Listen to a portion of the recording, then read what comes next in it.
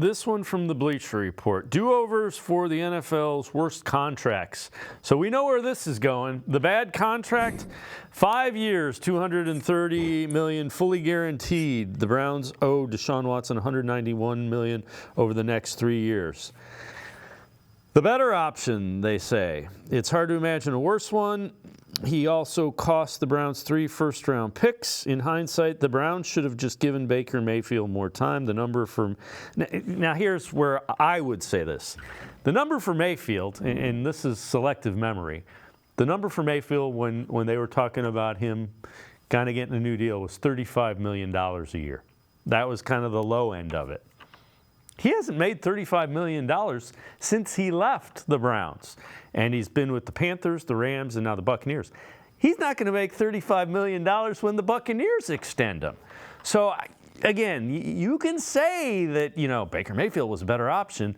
He's not a better option at $35 million a year. No, I agree. I mean, why pay Baker 35 when you have Deshaun at 46? Obviously he hasn't, had much of an opportunity to show what he could do. He's suspended for 11 games in 2022, injured for 11 games in 2023. So he's just not been able to stay on the field, for any consistent amount of time to be able to really get back into what he used to be. And we did see more flashes of it again in 2023, particularly the second half against Baltimore. And it's a shame in that situation that, we suffered that glenoid fracture in his shoulder, because you would have obviously wanted to see what he could do for an encore. Can he build off that? Can he look like the Deshaun Watson that was such a star for the Houston Texans?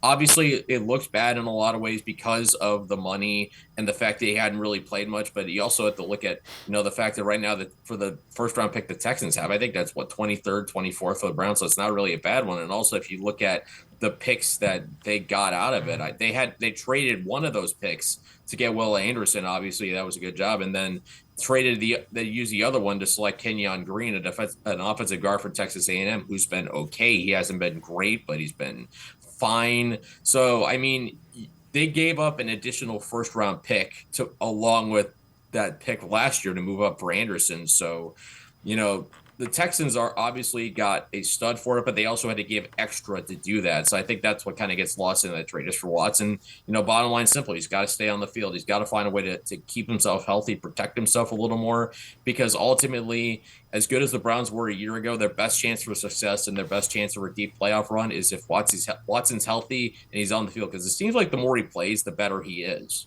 Yeah, the other thing is, and again, I'm not defending. He hasn't played well. It's been very inconsistent. There have been spots where he's played really well, and there have been spots where it's like, we thought we were getting more.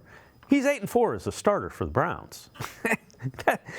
You're on track to be a playoff team and contend in the division. If you're 8-4 after 12 weeks next year, you're feeling pretty good.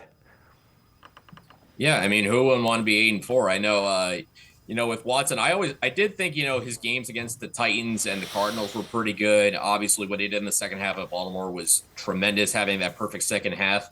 Again, for me, he just needs to stay on the field. Play 4 games in a row, 5, 6, 7, even 8 or 9. Just to, have that consistent flow of getting out there every single week, getting out there and playing, because it seems like every time he had started to do something well, he would have another setback with his injury. We saw that with the Titans game. He looked really good, then all of a sudden he was out for Baltimore.